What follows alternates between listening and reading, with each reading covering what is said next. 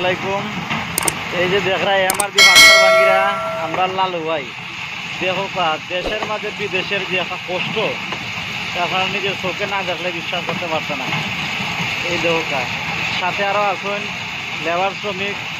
এই যে আরও কষ্ট দেখো কষ্টর সীমা নাই।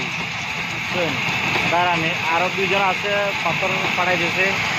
এই যে আরেকজন, এই যে ওইদিকে স্টোনের মেশিন চলতেছে।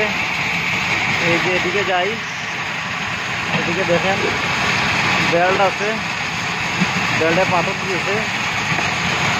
এদিকে দেখেন 3 ফুট যে পাথরের সাইজটা এখানে স্টক হয়েছে।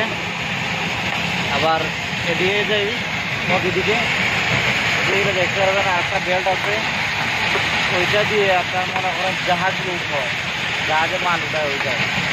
এদিকে লেবার দেয়।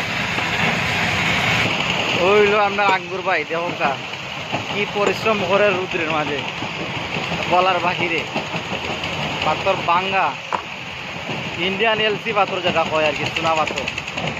দেখো দেশের যে একটা কষ্ট, দেশের নামে প্রবাস আমরা দেশেও বুক করলাম, বিদেশ নামে প্রবাসটা যে দেশেও আমরা বুক করলাম। দেখো কি পরিশ্রমের কাজ, খুব হার্ড কাজ। এই দোকানটা আমাদের মিল, লেবার শ্রমিক আছে। আমাদের পুরা মাঠটা দেখাই দিচ্ছি ভিডিও করি। এই যে লেবাররা কাজ করে, এই যে বলকে দিয়ে গেছে পাথরের স্টোর। এই হলো সুরমা নদী, এই হলো পাথর বেল্টের দিকে পাথর পড়তেছে রাইয়া। এই হলো স্টেক পাথর। এই হলো আমাদের মিল, যেখান কি পরিশ্রম করতে মুরব্বী চাচা চাচু সবাই মিললাম।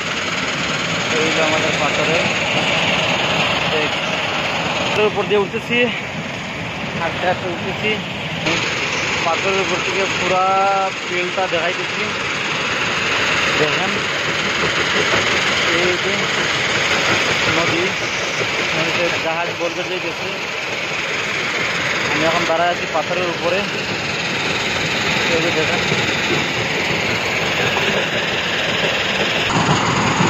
একটা পাথর আইছে। এই যে আমাদের পিছনে ছোট ভাই মানিক ড্রাইভার মেলের উপরে বয়া আছে। ও আপনার লালু ভাই